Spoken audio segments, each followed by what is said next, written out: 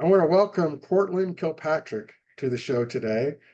We title the show Entrepreneurs, Business, and Finance. Courtland is a good friend of mine, has become over the last 5 years. We met 5 years ago through business. Thank you for coming on. Welcome to the show. Yeah, it's been crazy. It's been 5 years already. I know. Uh, Yeah.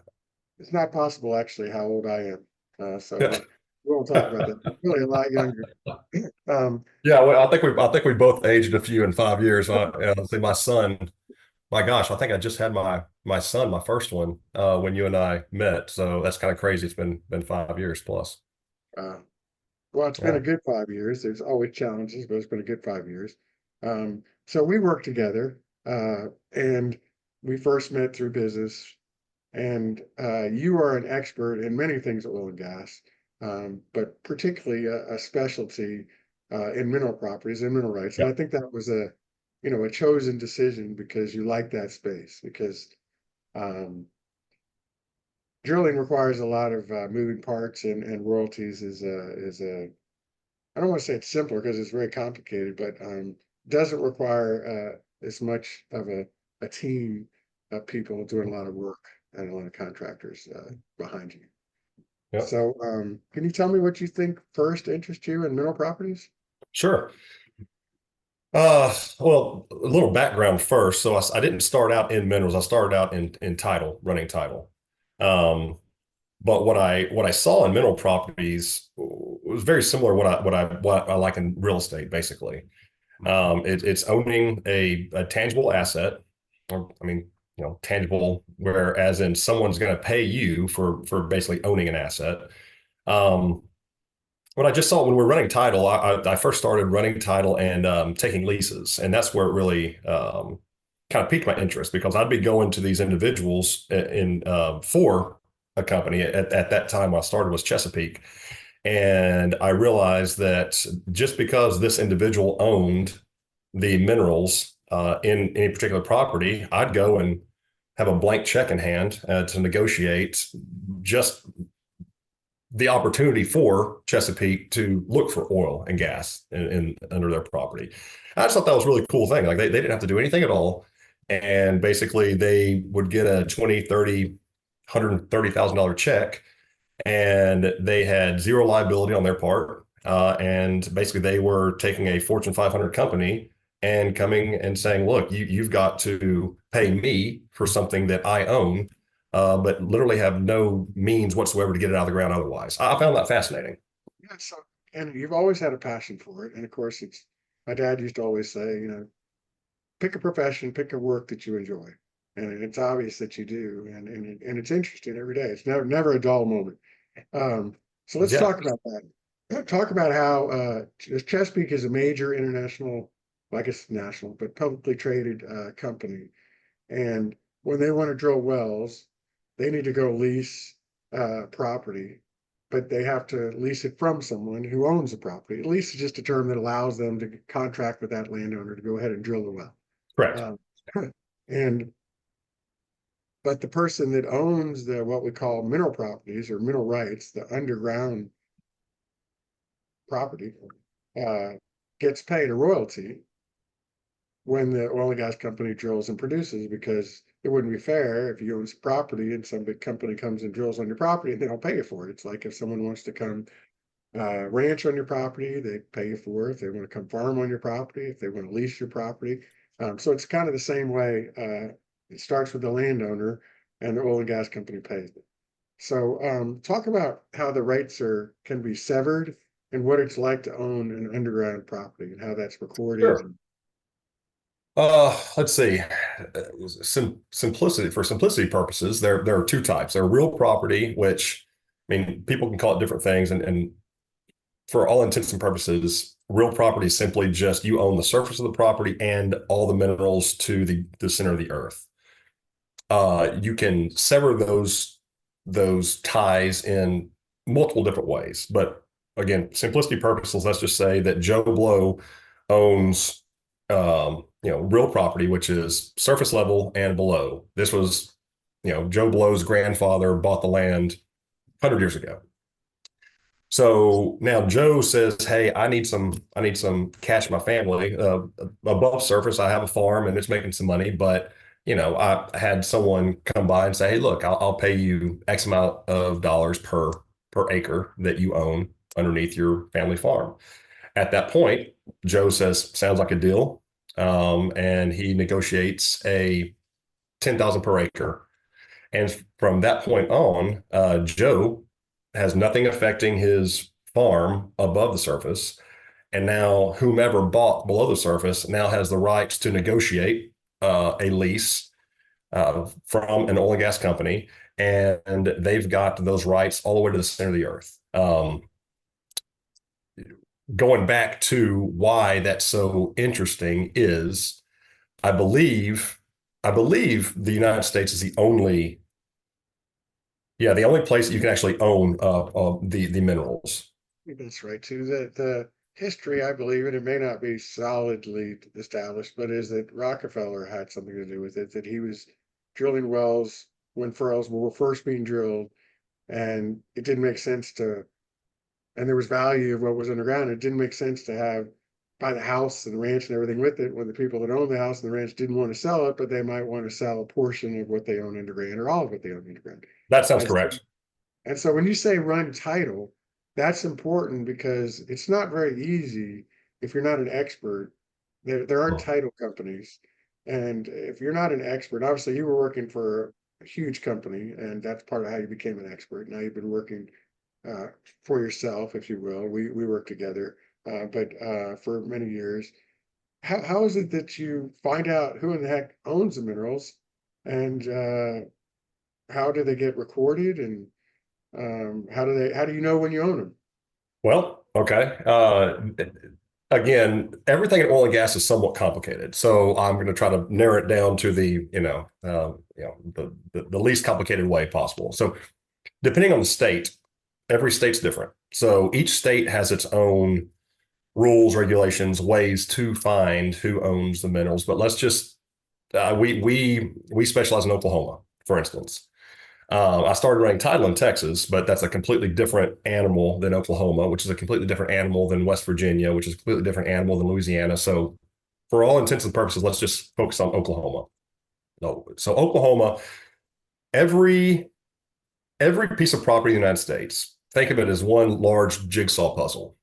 At one point, everything was owned by the United States government, way, shape, form, or fashion. Then every piece of property within a state was then basically owned by that state at a certain point. Now, this gets a little mismatched, but I'm again trying to make it as simple as possible for explanation's sake. So, what you'd have to do is go back to when the state of Oklahoma or the United States government, depending on what territory, what region, actually gave a piece of land to a sovereign individual.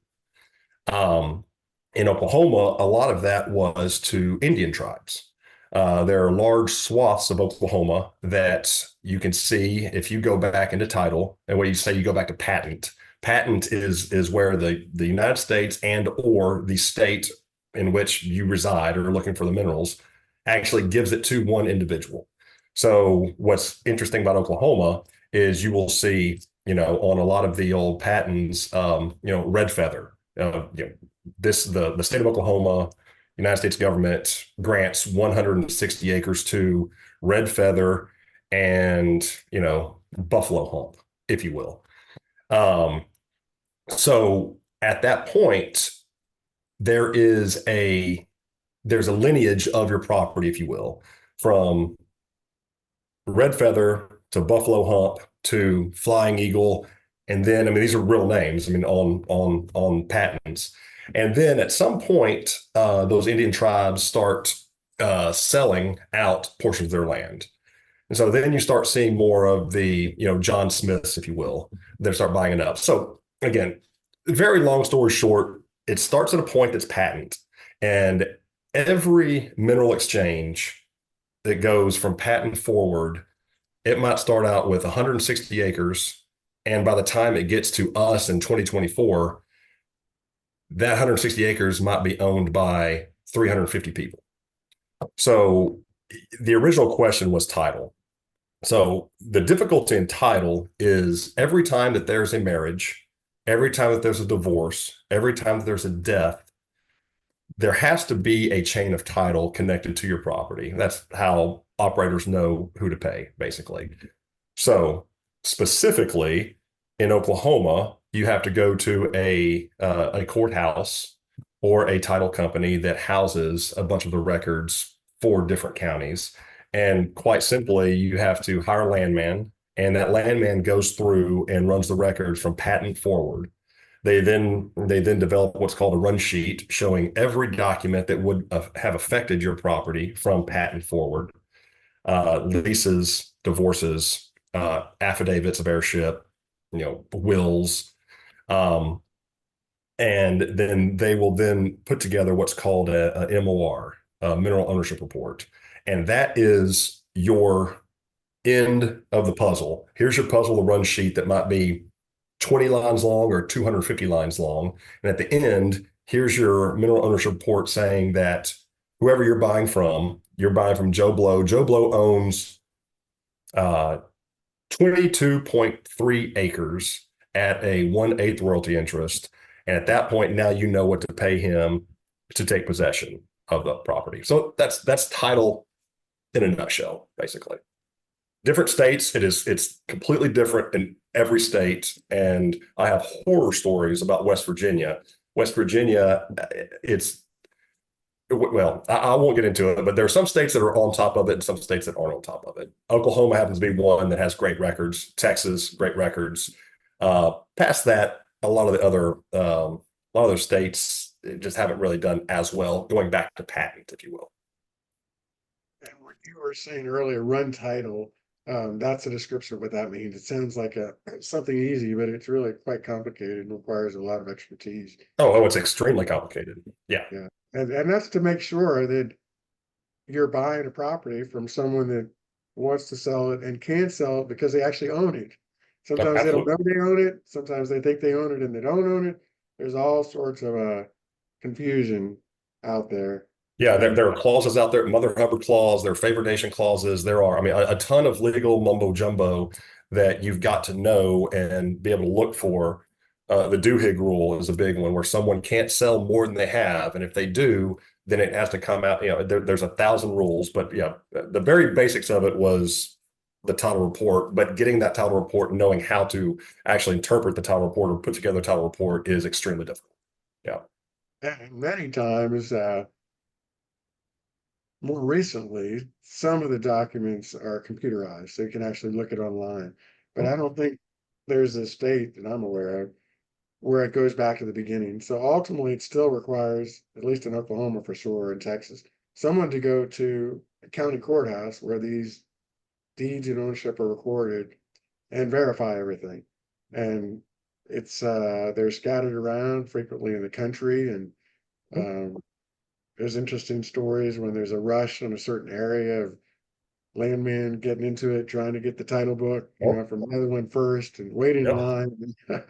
Yeah, So you wait line. The worst I've waited in line, I waited for 3 days to where the company that was hiring me had to put me up in a hotel for 3 days to wait for the courthouse in question was up in West Virginia, and there were only three um, microfilm machines. I'm sure. Yeah. Yeah, and if you had 50 people waiting, you just had to wait your turn until the person in front of you got finished. And so yes, you're 100% correct on that. So, well, never a dull moment. Um, and opportunity for the people that want to sell that maybe have a point in their life where they're ready to sell, divorce, death, maybe they want to cash in on some of the royalties that they own. And that's the thing, the owner gets paid a royalty. Mhm. And a royalty is a wonderful thing because you don't have, at least in Oklahoma, don't even pay any property taxes. So Mhm. you get paid a percentage of the revenue. Um, well, why don't we wrap up? Because one of the things that I think is interesting, many things that I think is interesting about you and I respect you for is uh, when you were in college, at a good college, uh, Texas Christian University here in Fort Worth, TCU. you were inspired to enlist in the military uh, Mhm. and in Iraq with real fighting, real Okay. weapons, real war, Yeah. and you did that. You came back home, you finished college, and you started your more traditional career. I know that I've never noticed it, but you've shared that you were fortunate because you did see people with some serious injuries, but you have one ear that you don't hear as well in from the explosions. Um, that one there, and so thank you for Got hit by a Soviet style mortar exploded about 20 feet to my left, and so yeah, that knocked about anywhere between 40 and 45% of my hearing out of my left ear. But past that, I'm all right coming home with only that. I'll put it that way. Yeah. um, I know you saw some things that probably aren't appropriate to share, but it's war is a gruesome thing, and it's going on a lot in the world right now. But I'm glad we have patriots like you that are willing to protect this country. Well, I appreciate you saying that. I mean, it was a pretty interesting. I actually transferred in. Well, how I got into it would be a very long story, but 10,000 foot view. Speaking of Patriots, I wouldn't have got in without a couple of Patriots that I knew and really admired. I transferred up. I went to that. Okay, 10,000 foot view. Quick story. How I got there in the first place. I was planning on going to TCU, and I just so happened to get a full ride scholarship up in Tulsa. Um, and my parents said, "Look, things are expensive. Why don't you go ahead and take that full ride scholarship up there in Tulsa? I know you don't want to go, but go up there, and then we'll send you anywhere in the world. Hell, if you want to go to Hawaii University for 2 years, we'll pay for it. But your senior year's on you." I said, "Okay, sounds like a great deal." Did my time in Oklahoma, came back TCU. When I came to TCU was my first semester I got to TCU was when 9/11, and that affected obviously everything around the United States. Um, so my family was a military-ish family. My father was in the Navy. My half brother was a Marine. I had a nephew that was a Marine, and but I never really always appreciated the military, and but just never really thought that was my place. I was in college and this, that, and the other. Well, anyway, long story short, my senior year rolled around, and I saw the tuition it was going to cost me at TCU, which was cheaper then, but not cheap. And I said, "Well, man, I don't know what I want to do." And so I took a semester off, drove around a little while with my girlfriend at the time, and ended up back at the family ranch.